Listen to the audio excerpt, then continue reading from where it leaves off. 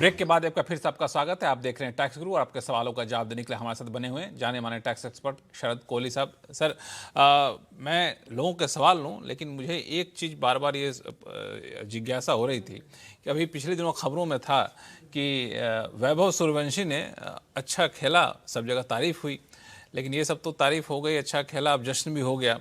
अब तो उनको हिसाब किताब देने का मौका आया होगा, क्योंकि अब तो उन्होंने पैसे भी अच्छे खासे कमाए। कहीं मैं देख रहा था कहीं 7 करोड़ कहीं 8 करोड़ रुपए उनको मिले हैं, तो इन लोगों को भी टैक्स देना पड़ता है क्या?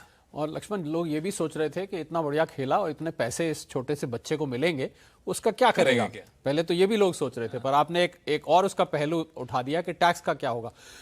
दो तरीके के माइनर्स होते हैं लक्ष्मण। बच्चे दो प्रकार के इसमें डिवाइड किए गए हैं। एक बच्चे होते हैं जिनके नाम आप खाली कुछ प्रॉपर्टी कर देते हैं या एफडी कर देते हैं, उनसे जो कमाई होती है वो सेक्शन 99 नए वाले एक्ट में वो तो सीधा पेरेंट्स के खाते में जाके जुड़ जाती है, और वो पेरेंट जिसकी इनकम ज्यादा हो उसमें जाके जुड़ जाती है। पर ऐसे बच्चे जिनके अंदर कोई टैलेंट होता है, अच्छा, जिनके अंदर कोई हुनर होता है और अपने बलबूते पर वो ऐसी कोई इनकम लेकर आते हैं, तो ऐसे में वो रिटर्न फाइल करने की भी उनको इजाजत दी जाती है। हालांकि आपको पता होगा भारत में नियम है कि जो माइनर है 18 साल से कम का, वो रिटर्न साइन नहीं कर सकता। अच्छा, साइन नहीं कर सकता। तो साइन तो गार्डियन ही करेंगे, पर रिटर्न उसकी जाएगी, पैन नंबर भी उसका होगा और टैक्स भी वही जमा कराएगा। तो वैभव सूर्यवंशी को तैयार रहना चाहिए, अगर ये शो हमारा पहुंच रहा है, कि वो रिटर्न फाइल करने के लिए तैयार रहें, और रिटर्न साइन उनके माता पिता में से कोई करेंगे, क्योंकि माइनर कॉन्ट्रैक्ट एक साइन करना एक कॉन्ट्रैक्चुअल ऑब्लिगेशन है। तो साइन करके वो रिटर्न बाकायदा फाइल की जाएगी, पैन नंबर भी लिया जाएगा, और एज ए माइनर ये रिटर्न फाइल की जाएगी, सिर्फ इसलिए क्योंकि वैभव सूर्यवंशी ने छक्के मारकर और अपना हुनर दिखा के इसकी कमाई करी। लेकिन ये जो कमाई है, ये कमाई पूरी तरह से वैभव सूर्यवंशी की मानी जाएगी या फिर पेरेंट की कमाई में जुड़ जाएगी? यही, क्योंकि सेक्शन 99 जो है क्लबिंग ऑफ इनकम का, वो क्लबिंग ऑफ इनकम का यहां पर अप्लाई नहीं होता जहां पर उस बच्चे ने, तो मुझे पता नहीं, अब तो वो मेन टीम में भी आ रहे, बच्चा कहना चाहिए कि नहीं, पर बच्चा ही होगा 15 साल का, उस बच्चे ने अपने बलबूते पर कमाई करी है, तो उसकी अपनी रिटर्न फाइल की जाएगी, यहां पर क्लबिंग नहीं आएगी। अच्छा, कि आएगी अगर बच्चा का कोई रोल नहीं है, पेरेंट ने खाली उसके नाम एफडी करा दी, कोई गिफ्ट दिया। हाँ लक्ष्मण, इसमें एक झोल और है कि अब जो 7 करोड़ रुपए जिसका आप जिक्र कर रहे हैं, अगर वो 7 करोड़ रुपए उसको मिले हैं और वो 7 करोड़ रुपए कहीं निवेश करता है, करेगा ही, 7 करोड़ बैंक में कौन, उस पे से जो ब्याज आएगा, देखिएगा आप ध्यान दीजिएगा इस पे, वो ब्याज क्लब हो जाएगा। अच्छा, उस पेरेंट के हाथ में जिसकी ज्यादा इनकम होगी। अच्छा, ब्याज पेरेंट के हाथ में चले, ब्याज क्लब हो जाएगा, क्योंकि वो उसमें हुनर नहीं है। उस इनकम में हुनर नहीं है, वो तो बैंक से सीधा ब्याज आ रहा है। जहां हुनर है, जहां पर टैलेंट है, जहां पर अपनी काबिलियत है, वहां पर वैभव सूर्यवंशी अपनी रिटर्न फाइल करेंगे, और 7 करोड़ पे तो मैं अगर स्लैब्स हटा दूं तो 2 करोड़ 10 लाख के आसपास का टैक्स बन जाता है। इतना टैक्स उनका जाएगा, और बाकायदा अपनी रिटर्न फाइल होगी, अपना पैन नंबर होगा, अपनी रिटर्न फाइल करेंगे, और 2 करोड़ का आसपास टैक्स चला जाएगा। मतलब इतनी मेहनत से खेला और टैक्स चला जाएगा। मैं तो चाहूंगा कि भाई वित्त मंत्री साहिबा ऐसा कुछ नियम निकालें कि ऐसे टैलेंटेड लोग हैं, कम से कम इनकम टैक्स में राहत देनी चाहिए। उम्मीद करता हूं आपके पावर कॉरिडोर्स में आवाज जाए, और कम से कम वैभव सूर्यवंशी जैसे और भी जो टैलेंटेड बच्चे हैं उनको एग्जेम्पशन मिले। फिलहाल टैक्स की देनदारी बनती है, वैभव सूर्यवंशी हो या फिर ऐसे कोई भी माइनर हो जिनकी उम्र 18 साल से कम है, उनकी जो भी आमदनी होगी, उनके माता या पिता जिनकी आमदनी ज्यादा होगी उसमें क्लब हो जाएगी, और फिर माता पिता में से जो जिनमें क्लब होगी उनकी जिम्मेदारी बनती है टैक्स चुकाना, लेकिन इनकम टैक्स देना होगा। इस बीच कई सारे फोन कॉल्स आ रहे हैं। सोनू गर्ग साहब हमारे साथ फोन लाइन पर जुड़ चुके हैं। सोनू गर्ग साहब, नमस्कार। नमस्कार सर, कैसे हैं आप? बहुत बढ़िया सर, बहुत अच्छा लगा सर आपका कॉल आया। नहीं, हमारा फर्ज बनता है, आपने मैसेज किया था तो कॉल करना ही था। कहाँ उलझन हो गई आपकी? सर मेरी इंक्वायरी सर ये है सर, जैसे मैं और मेरी वाइफ दोनों पब्लिक सेक्टर बैंक की एम्प्लॉई हैं। अच्छा, तो सर दोनों का इनकम हमारा 15 लाख के करीब है। हाँ। तो सर मेरी इंक्वायरी ये है कि सर जैसे हमने एक HUF अकाउंट खोला है, और दोनों के अकाउंट से सर हमने 3-3 लाख रुपये ट्रांसफर कर लिया HUF अकाउंट में, और उधर सर 6 लाख का एफडी बना दिया। ठीक है।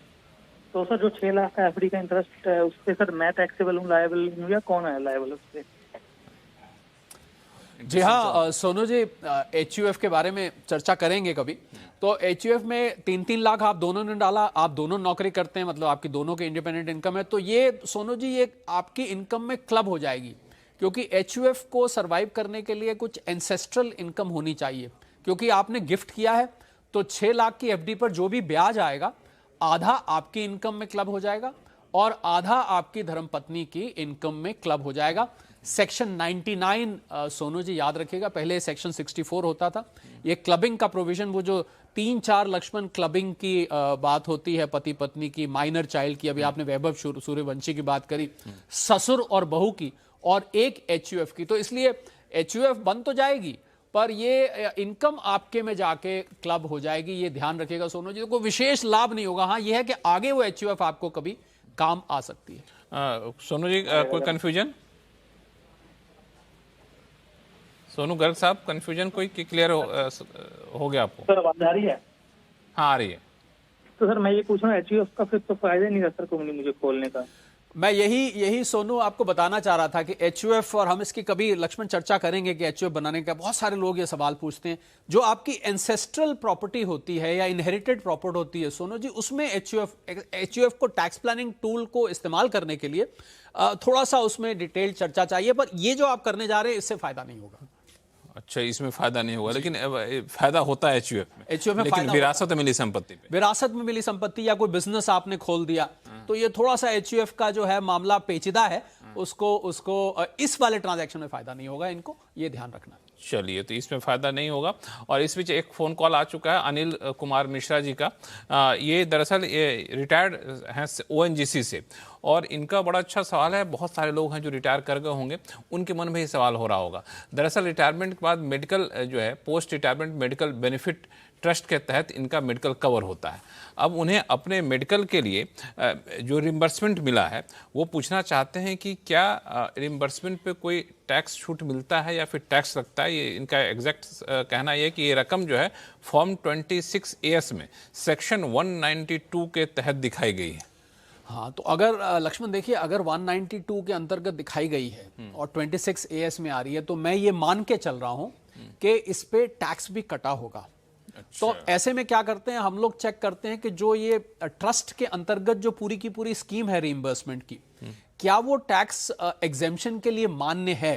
पर जो आपने मुझे फैक्ट्स बताए उसके हिसाब से लग रहा है मान्य नहीं है, क्योंकि 192 के अंतर्गत आ गया और 26AS में भी आ गया, इसका मतलब टैक्स कट गया है। तो प्राइमा फेस से ऐसा लग रहा है कि ये टैक्सेबल है, ये जो मेडिकल रीइंबर्समेंट है।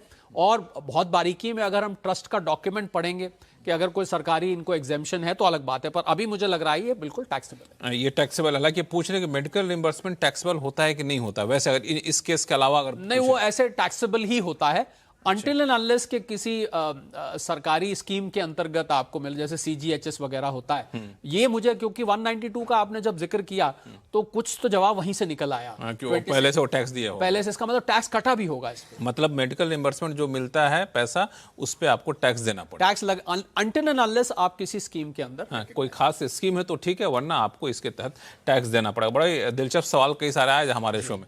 बहुत सारे लोग, मुझे लगता है कि टैक्स गुरु देख देख के काफी अवेयर हो गए। हाँ, बिल्कुल बिल्कुल। चलिए, तो बहुत बहुत धन्यवाद सभी सवालों का जवाब देने के लिए। तो आपके पास कोई भी सवाल हो, इनकम टैक्स से जुड़ा हुआ हो या फिर GST से, तो आप हमें लिख भेजिए tax@moneycontrol.com पर। और अपना सवाल जब भेजें तो उसमें अपना नाम और मोबाइल नंबर लिखना ना भूलें, जो मोबाइल पे ऐसे ही हम लोग अपने टैक्स गुरु से सीधा आपको संपर्क करवाते हैं और आपके मन में जो भी दुविधा होती है उस सारी दुविधाओं को हम लोग दूर करते हैं। ध्यान रखिएगा tax@moneycontrol.com। तो टैक्स गुरु में फिलहाल इतना ही। देखते रहिए CNBC आवाज। नमस्कार।